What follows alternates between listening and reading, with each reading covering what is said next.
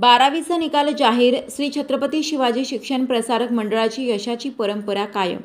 श्री छत्रपती शिवाजी शिक्षण प्रसारक मंडळ गोरेगाव संचलित बाबूरावजी पाटील उच्च माध्यमिक विद्यालयाचा विज्ञान शाखेतील 98.57% तर कला शाखेतील 81.52% विद्यार्थी उत्तीर्ण झाले असून बाबूरावजी पाटील कनिष्ठ महाविद्यालय हिंगोलीच्या विज्ञान शाखेच्या 81.57% विद्यार्थ्यांनी तर कला शाखेचा 56.86% विद्यार्थी 12वीच्या परीक्षेत उत्तीर्ण झाले आहेत.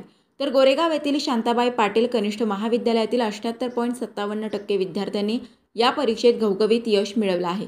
श्री छत्रपती शिवाजी शिक्षण प्रसारक मंडळ गोरेगाव संचलित महाविद्यालयाने 12वीच्या परीक्षेत मिळवून आपली यशाची परंपरा कायम राखली आहे. यशस्वी विद्यार्थ्यांना माजी आमदार भाऊराव पाटील गोरेगावकर व संस्थेचे अध्यक्ष रणजित पाटील गोरेगावकर यांनी अभिनंदन करून पुढील वाटचालीसाठी शुभेच्छा दिल्या.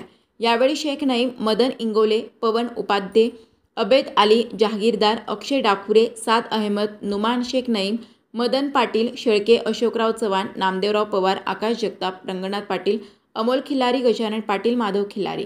प्रतिशोध न्यूजकरिता बालाजी पोले, हिंगोली.